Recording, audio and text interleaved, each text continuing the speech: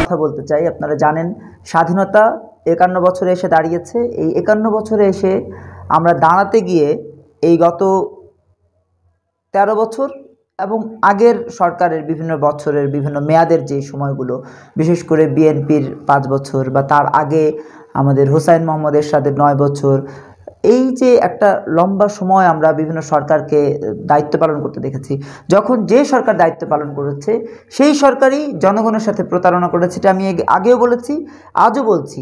নতুন ধারা বাংলাদেশ এনডিবি আমরা একদম আন্তরিকতার সাথে শপথ করে বলতে চাই, নতুন ধারা বাংলাদেশ এনডিবি আগামী দিনগুলোতে ক্ষমতায় আসা, ক্ষমতায় থাকা, ক্ষমতায় যাওয়া, যা কিছু নিয়ে আন্দোলন সংগ্রাম হচ্ছে, নতুন ধারা বাংলাদেশ এনডিবি কখনোই জনগণের দাবি বাস্তবায়নের বাইরে কখনোই যাবে না।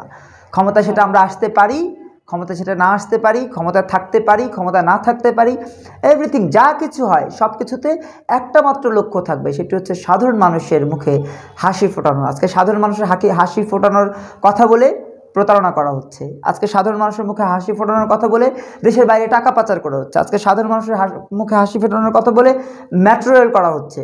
কিন্তু সেই মেট্রো রেল কতটা সাধারণ মানুষের মুখে হাসি ফোটাচ্ছে?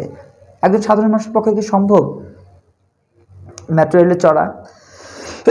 এরকম বিভিন্ন ধরনের সংকট আমরা দেখছি এবং আমরা বলতে চাই, কোথাও কোনো রকমের ইচ্ছা যদি থাকে, সেই ইচ্ছাকে প্রতিবন্ধকতা তৈরি করবে এমন কোনো শক্তি কারোই নেই, যদি মানুষের সৎ ইচ্ছা থাকে। আমাদের রাষ্ট্রপ্রধানের সৎ ইচ্ছা থাকলেও তার চারপাশে যারা আছে তাদের সৎ ইচ্ছা না থাকার কারণে এই প্রতিবন্ধকতা তৈরি হচ্ছে। আমরা আশা করব এই প্রতিবন্ধকতা কাটিয়ে নতুন ধারা বাংলাদেশে এনডিবি এগিয়ে যাবে বিজয়ের পথে, বিজয়ের রাস্তা ধরে। এ পর্যায়ে বক্তব্য রাখবেন নতুন ধারা সাংগঠনিক সম্পাদক।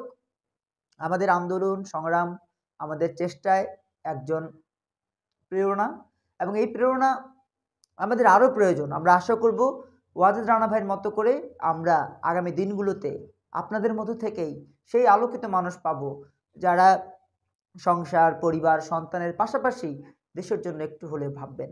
কারণ দেশের জন্য ভাবাও একরকমের ইবাদত।